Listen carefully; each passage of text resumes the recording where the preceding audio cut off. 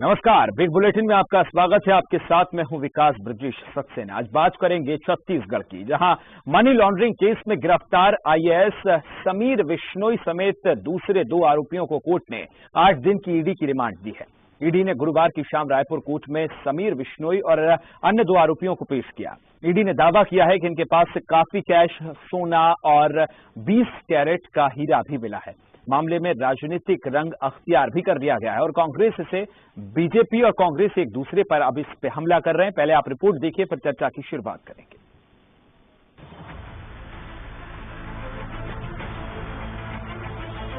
IAS Sameer Bishnoi के पास से 47 lakh cash, 2 kilo सोना और 20 कैरेट का हीरा मिला है। ईडी की ओर से सरकारी वकील रमाकांत मिश्रा ने बताया कि तीनों आरोपियों को कोर्ट ने 8 दिन की रिमांड पर ईडी को सौंपा है। समीर विश्नोई यहाँ पे 47 लाख कैश है और बाकी लक्ष्मीकांत तिवारी के यहाँ 1.5 करोड़ से कंसीलमेंट में जानकारी मिली। और सर ये इनके अग्रवाल जी क्या सर? सुनील अग्रवाल उन्होंने इंडस्ट्रीज परचेस की है। सूर्यकांत तिवारी साथ में लक्ष्मीकांत तिवारी 1.5 करोड़ रुपए छुपाने के मामले में गिरफ्तार हुए हैं। वहीं सुनील अग्रवाल ने सूर्यकांत तिवारी के साथ मिलकर कई इंडस्ट्रीज परचेज की है। बचाव पक्ष का कहना है कि ये गिरफ्तारी गलत है क्योंकि ये इनकम टैक्स का मामला है, न कि ईडी का। जो रेट करी है, जिनका पैसा मिला है वो इनकम टैक्स जाने की ईडी शेड्यूल ऑफेंस में इनकम टैक्स का ऑफेंस नहीं आते हैं, इसलिए जो है वो उसमें भी बहस हो गई है। और अभी देखिए कि उन्होंने 14 दिन की रिमांड मांगी है कस्टडी के लिए और पूछताछ करने के लिए। सबने अपोज किया है कस्टडी में रिमांड ना दिया जाए। ये जो रकम पुरानी जो रकम है, जो है पुरानी जो रकम है वो जो इनकम टैक्स रेट कर दी उसी को ये बताए हैं उन्होंने। इनकम टैक्स रेट करके इतना मिला है, तो इनकम टैक्स का जो है शेड्यूल ऑफेंस में नहीं आता, ये हमारा हुक्म है। ईडी ने मंगलवार को रायपुर, महासमुंद, रायगढ़, कोरबा और दुर्ग में 40 जगहों पर रेड डाली। इसमें 3 आईएएस अफसर, 1 वरिष्ठ राज्य सर्विस कमीशन का नौकरशाह, 1 पूर्व कांग्रेस एमएलए और उसके व्यवसायी दामाद समेत कई लोगों के घर और दफ्तर पर ईडी ने छापे मारे। रायगढ़ कलेक्टर रानू साहू और उसके पति छत्तीसगढ़ खनन विभाग के निदेशक जेपी मौर्य और छत्तीसगढ़ इंफोटेक प्रमोशन सोसाइटी के सीईओ समीर विश्नोई 3 आईएएस अफसरों पर छापे मारे गए। इससे विपक्ष को सरकार पर हमला करने का मौका मिल गया है। ईडी आएगा, ईडी आएगा, ईडी आएगा, ईडी आएगा। अब आ गया है तो क्यों घबरा रहे हो? वही तो बोलता था, हर प्रेस में बोलता था आईटी आया, ईडी आएगा, ईडी आएगा। ईडी आया तो धमाके से आया है, साक्ष्य को लेकर आया है। और ये सारे चीज जब खुल के आएंगे, कई हजार करोड़ का खेल है भाई। और ये कोई खुली, आप में से सब कोई जानता है, मुस्कुराओ मत आप लोग। एक एक पत्रकार जानता है कि क्या लंबा खेल हो रहा है। एक एक व्यक्ति छत्तीसगढ़ के जानता है। ईडी के लिए कोई नई बात नहीं है, कोई नई पहलू नहीं है।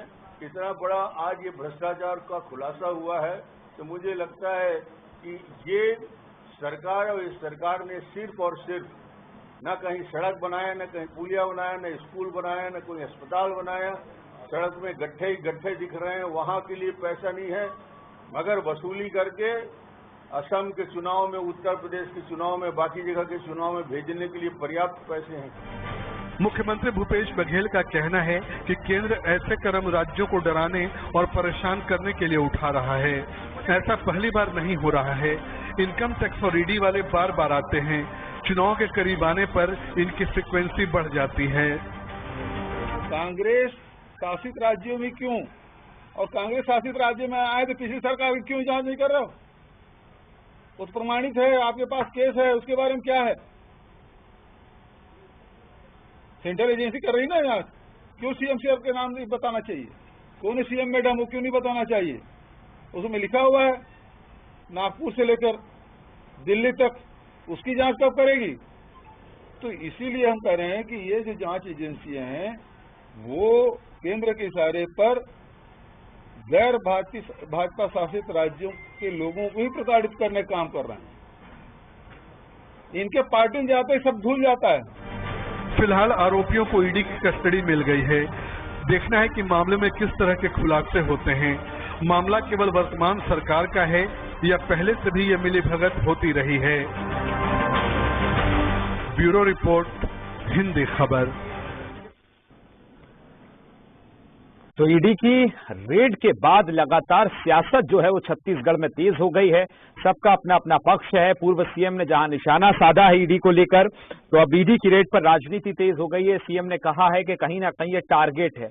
अब क्या कुछ है, क्या कुछ पहलू है, इस पर चर्चा की शुरुआत करेंगे और पूरा पैनल मेरे साथ मौजूद है। मेरे साथ मौजूद हैं नितिन बंसाली जी, प्रवक्ता हैं कांग्रेस से। नितिन जी स्वागत है। राजीव चक्रवर्ती हैं, प्रवक्ता बीजेपी से। राजीव जी आपका भी स्वागत है। और उचित शर्मा जी मेरे साथ जुड़ रहे हैं, वरिष्ठ पत्रकार हैं। उचित जी आपका भी बहुत स्वागत है। चर्चा की शुरुआत अगर मैं करूं तो सबसे पहले राजीव जी आपके पास आ रहा हूं। आज जिस तरह से लगातार ईडी ने रेड की है और बड़े खुलासे पे हुए हैं, ऐसा नहीं है कैश की बात करें, सोने की बात करें, हीरे तक मिले हैं साहब, कैसे देख रहे हैं इस पूरी रेड को?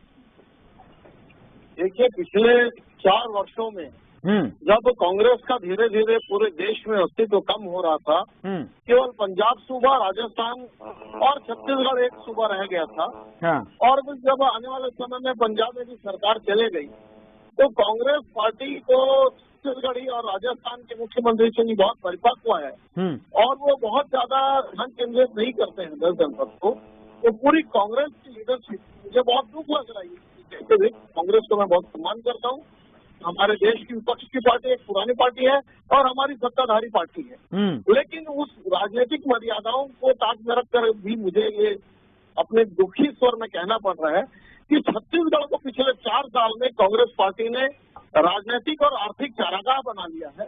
और यहाँ पर कोयले के उत्खनन पर, रेत के उत्खनन पर, चाहे शराब की जो बिक्री होती है, हालांकि कांग्रेस पार्टी ने बड़े उत्साह से मतदाताओं को, बहनों को झूठ कहा, थोड़ा झूठ कहा कि हम शराबबंदी करेंगे। आप कहते हैं कि हम कोई नोटबंदी की तरह शराबबंदी नहीं करेंगे। शराब पर बेतहाशा पैसा, कोयले पर, रेत पर, खनिज संसाधनों पर जिन पैसे से, और जो डीएमएफ फंड होता, जिन पैसे से गरीब लोगों का इलाज होता, हमारी सड़कें बनती, हमें पेयजल मिलता, हमें स्कूलों में फर्नीचर होता और बाकी उन्नयन के कार्य होते, वो सारे के सारे पैसे का महाभ्रष्टाचार और महाघोटाला हो रहा है।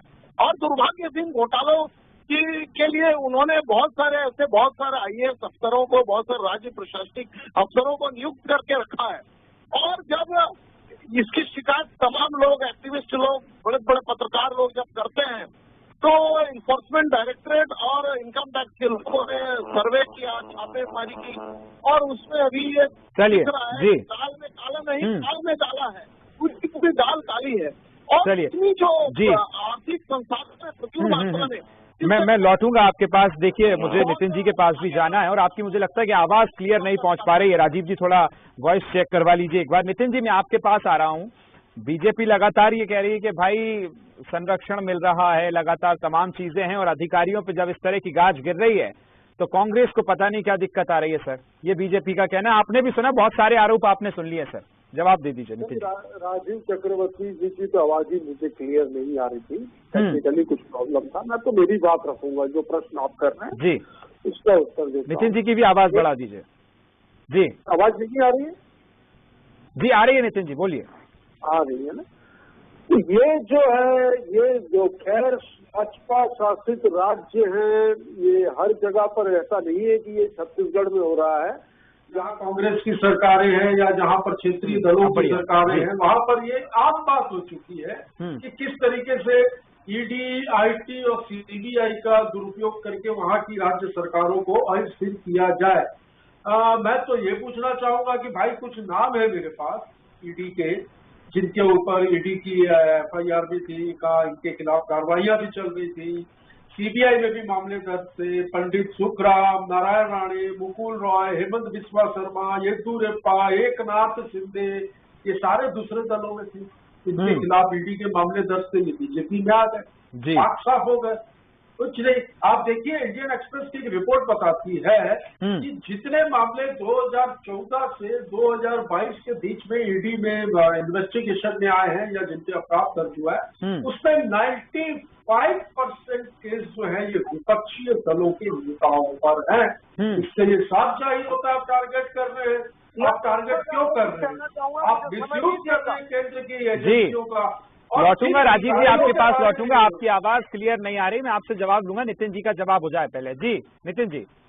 और जिन अधिकारियों का ये बार बार नाम का जिक्र कर रहे हैं, ये अधिकारी इन्हीं के समय आए हुए लोग हैं। और मैं तो कहता हूँ यदि करप्शन की कोई बात है, सेंट्रल इन्वेस्टिगेशन टीम है, वो ठीक है, एजेंसियां हैं, करप्शन के मामले में नितिन जी, आपको क्या ये लगता है कि टारगेट किया जा रहा है? निश्चित रूप में टारगेट।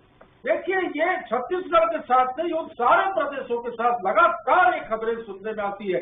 कहीं तक 2-5 सीट या 7 सीट का हेरफेर हो तो वहां पर 4-5 लोगों को ईडी के गलत मामलों में फंसाकर वहां पर सरकार को गिराना और बनाना।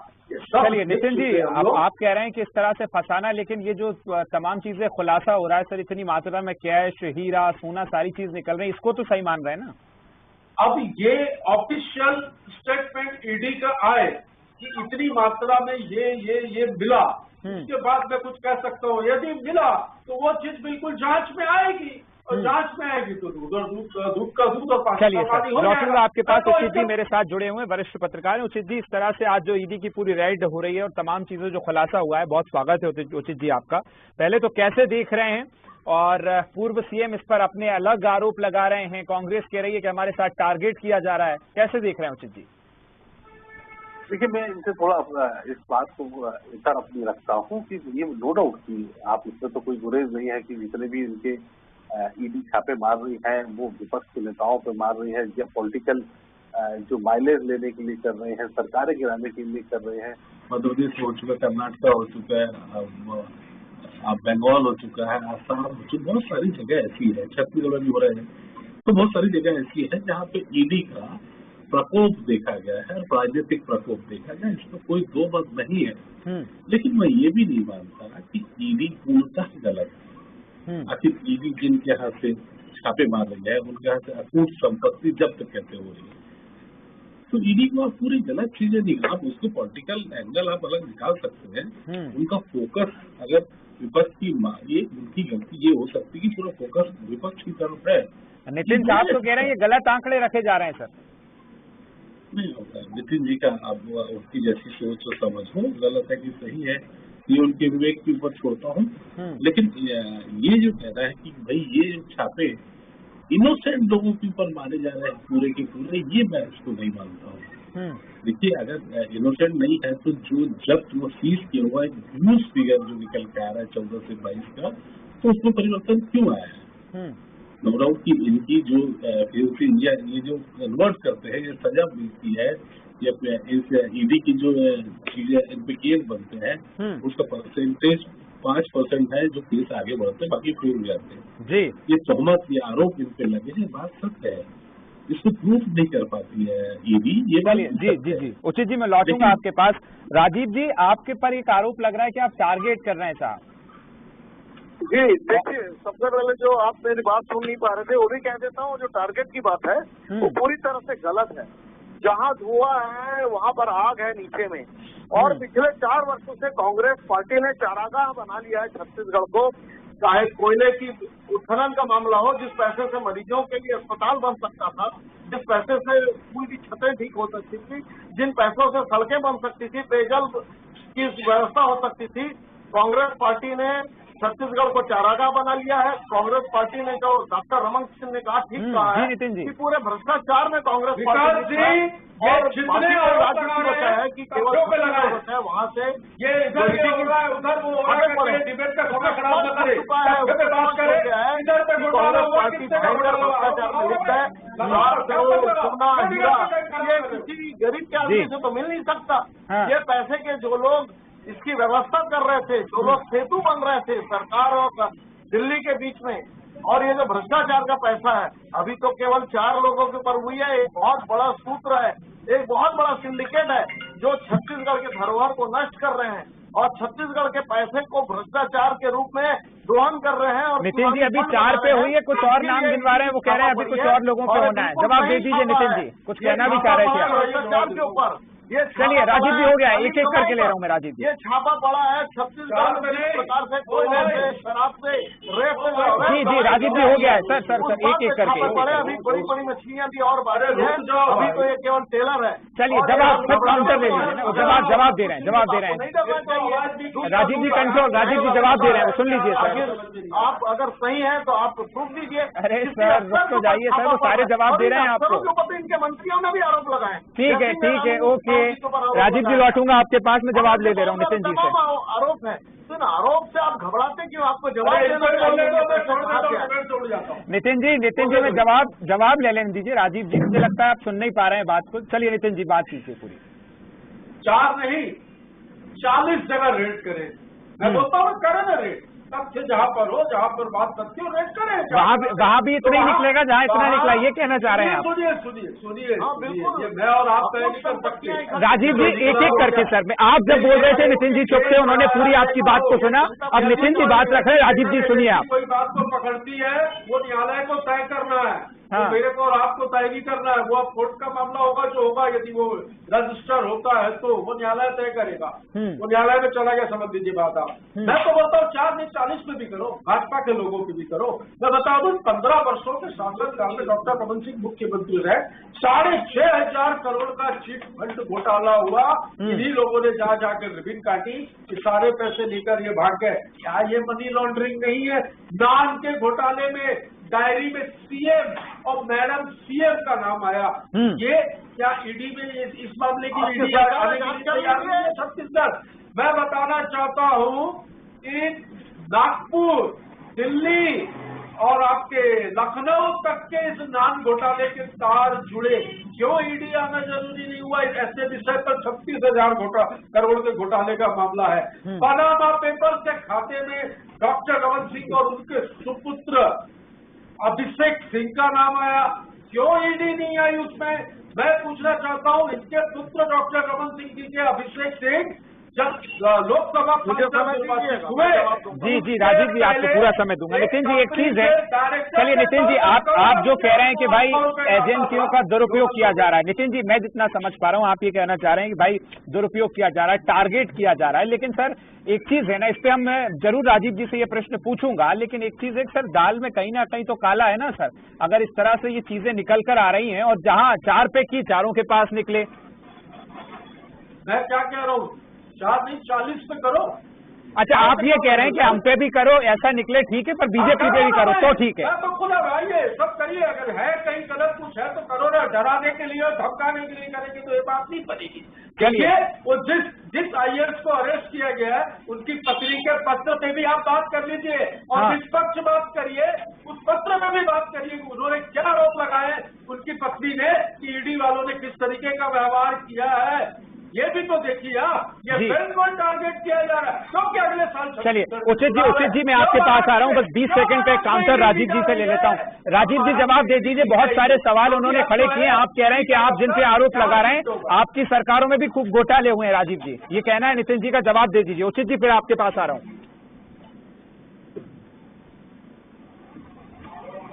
बोलिए राजीव जी। हाँ देखिए, हमारे समय जो आरोप थे, आपकी सरकार है पिछले 4 वर्षों में आपने एसआईटी गठित की, आपके पास कानून का रास्ता था, हाई कोर्ट था, आपने जो स्पेशल इन्वेस्टिगेशन टीम बनाई उसकी रिपोर्ट का क्या हुआ? अगर कुछ होता गलत होता तो आप क्यों नहीं गिरफ्तार किए? केवल हवाई बातें कहते हैं, मीडिया में कहते हैं कि हमारे समय घोटाले में कोई घोटाले नहीं हुए, कोई कोर्ट में केस दर्ज नहीं है, लेकिन आपके समय मंत्री 6,000 का घोटाला गिनवाया है सर उन्होंने, उसका जवाब दे दीजिए। चिट फंड को लेकर 6,000 का घोटाला गिनवा रहे हैं नितिन जी। आपको क्या जवाब देना? आपके मंत्रिमंडल के आपके अपने अफसर के ऊपर आरोप लगा रहे हैं ये महा घोटालेबाज है और ये पैसे, तो ये सारी बातें हम नहीं कहते, आपकी सरकार में अंदर विरोध है। चलिए ठीक है, ओके दोनों के पास लौटूंगा मैं। उचित जी आपके पास आ रहा हूँ सर। 2 चीज है कि एक नितिन जी ने कहा कि टारगेट किया जा रहा है, दुरुपयोग किया जा रहा है, एक चीज है, और क्या इसका इस्तेमाल कहीं ना कहीं अगर हम चुनाव को देखें सर, जहां चुनाव की रैलीज पर, राजीव जी रुकिए ना, राजीव जी बड़ी प्रॉब्लम है आपकी, आप सुनते नहीं है। अरे भैया सुनिए ना राजीव जी, मैं उचित जी वरिष्ठ पत्रकार से ले रहा हूँ सर, उनको सारी चीजों की जानकारी है, वो ग्राउंड पे रहे हैं। उचित जी जिस तरह से चुनाव नजदीक आते हैं इस तरह की घटनाएं बढ़ती हैं, ऐसा कहना है, ऐसा जो आरोप लगाए जा रहे हैं उस पर कहना है, तो उसको कैसे देख रहे हैं आप? देखिए, अपने हिंदी खबर चैनल पे भी अपन कई बार डिस्कस कर चुके हैं हम सभी आपके साथ बैठ के। बिल्कुल कि ईडी जहां भी आती है ऐसा लगता है कि चुनाव का माहौल आ गया है। ये बात सत्य है। हाँ। ईडी की इमेज, ईडी की छवि अब जनता के बीच ऐसी हो चुकी है, बिल्कुल सही वो चाहे जो भी है कि चुनाव आ चुका है। लेकिन मैं फिर कह रहा हूँ कि ईडी हमेशा गलत नहीं होती। ईडी गलत होगी लेकिन हमेशा गलत नहीं मानता। अब आप बताइए कि इसको कैसे गलत ठहरा दें कि किसी आईएएस के हाथ से 47 लाख रुपए कैश निकलता हो, इसको गलत कैसे ठहरा दें कि 20 कैरेट के हीरे निकलते हो, इसको गलत कैसे ठहरा दें कि 4 किलो सोना निकलता हो। ये तो सब अदालत में दिए गई चीजें हैं। उनकी रिमांड के लिए दस्तावेज जो शामिल की वो चीज है। लक्ष्मीकांत जी का 6 करोड़ रुपए कैश निकलता हो, 3 करोड़ रुपए की ज्वेलरी निकलती हो, ये सब चीजों को कैसे नकारा जा सकता है? क्या ईडी गलत है? आप बोलते हैं तथ्य और तर्क के साथ बात कीजिए, फालतू के आरोप ना लगाए जाए। तो तथ्य तो कह रहे हैं 8 दिन की जो रिमांड पे लिया है उस पर भी मैं चाहूंगा कि आप बोलें। देखिए, अब 8 दिन की अब बोलूंगा उस पर भी। तो ये तथ्य और तर्क के लिए तभी तो होगी जब जांच होगी। अगर आप किसी की जांच ही नहीं कराएंगे तो तथ्य और तर्क को कहाँ से दे पाएंगे? आप पहले दिन से ही बोल देंगे कि फेक है, फेक है, फेक है। हम भी मानते थे, लेकिन कहीं तो सच होगा, कुछ तो सत्यता होगी।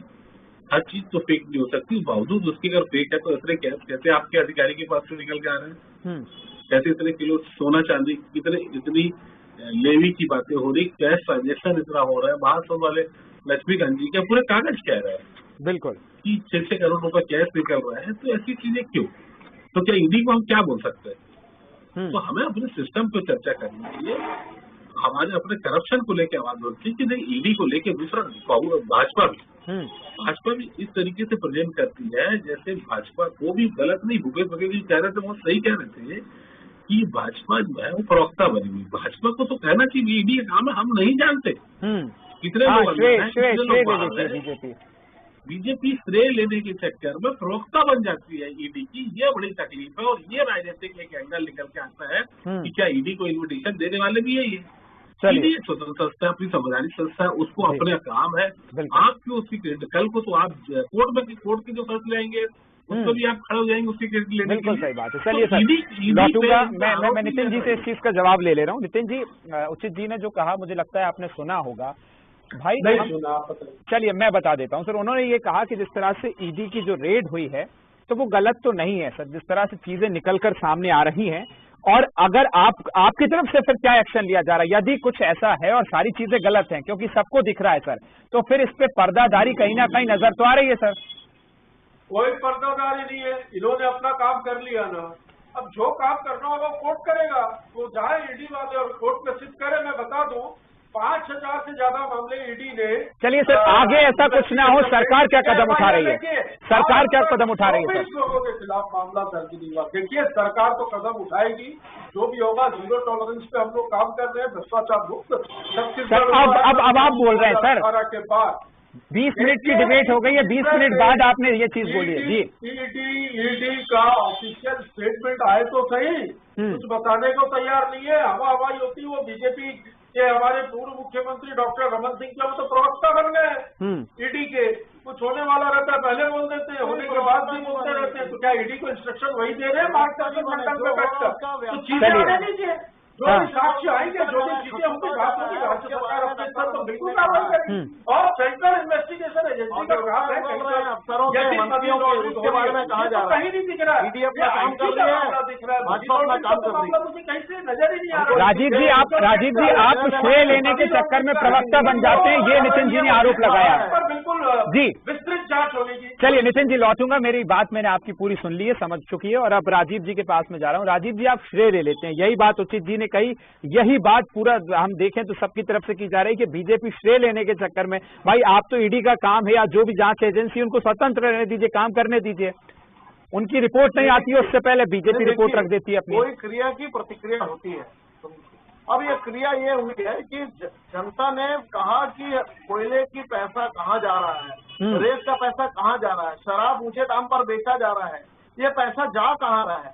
तो उसके बाद अगर ईडी इसके ऊपर कार्रवाई करती है और अकुत संपत्तियां निकलती है, काला पैसा निकलता है, काला हीरा निकलता है और वो हीरा सोना चांदी निकलता है, तो भारतीय जनता पार्टी का ये कहना कि भाई देखिए कहीं कुछ गड़बड़ था तभी ये निकल रहा है, ये प्रूफ मिल रहा है।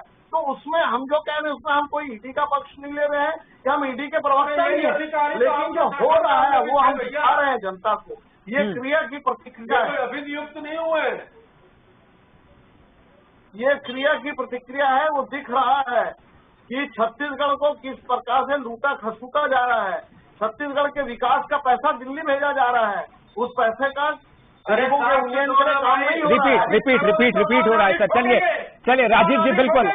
नितिन जी 10 सेकंड है आखिरी, उसके बाद में 10 सेकंड की एक प्रतिक्रिया उचित जी से लूंगा और फिर इस डिबेट को यहीं समाप्त करूंगा। जी नितिन जी 10 सेकंड आपके पास।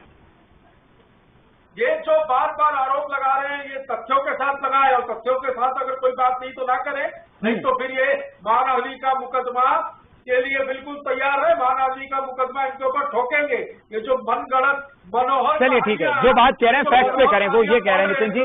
चलिए उचित शर्मा जी, पूरी आज की इस प्रक्रिया जो तमाम चीजें निकलकर सामने आई हैं 10 सेकंड में सर आखिरी कमेंट आपका। जी देखिए, जिस तरीके से हो रहा है राजनीतिक उपयोग, अब बात कर चुके हैं राजनीतिक उपयोग तो होते हैं, लेकिन इसको हम समझना 100% राजनीतिक उपयोग नहीं बोल सकते। छत्तीसगढ़ में जो हो रहा है भ्रष्टाचार की जो सीमा है वो बिल्कुल लांगी जा चुकी है। और ये जब जाहिर है, आप मैं हम सब पत्रकार जितने लोग भी हैं ये चर्चा करते हैं। नो डाउट कि आज भंसाली जी बैठे हैं, वो अपने राजनीतिक धर्म अपने लोगों को बचाना, लेकिन इनसे निवेदन आप सब लोग यही करते हैं कि इस सिस्टम की जगह आप जो भ्रष्टाचार के अधिकारी लिप्त है, आपका राजनीतिक धर्म है, आप अपने नेताओं को बचाइए। लेकिन जो अधिकारी है, जो सिस्टम में बैठे हैं, जो करप्शन कर रहे हैं, जिनके हाथ अकूत संपत्ति निकल रही है, कृपया उनके लिए तो कोई एक्शन लीजिए, उनके लिए कठोर कदम बिल्कुल एक्शन लेना चाहिए, कोई पर्दादारी नहीं होना चाहिए। इसी टिप्पणी के साथ में डिबेट को खत्म करूंगा। नितिन जी आपका, राजीव जी आपका और उचित जी आप तीनों का बहुत शुक्रिया हमारे साथ डिबेट में जुड़ने के लिए और अपना समय देने के लिए। तो बिल्कुल जिस तरह से बातें हो रही हैं कि जो ईडी की रेड हुई है उसके बाद तमाम चीजों का खुलासा हुआ है, और जो भ्रष्टाचार का अगर पैसा इस तरह से निकल रहा है तो पैसा कहीं भी दबा नहीं होना चाहिए इस तरह से। अब हालांकि 8 दिन की रिमांड मांगी गई है, उसके बाद जो रिपोर्ट आएगी उसको देखना होगा क्या कुछ निकलता है। डिबेट में फिलहाल इतना ही, दीजिए इजाजत, नमस्कार।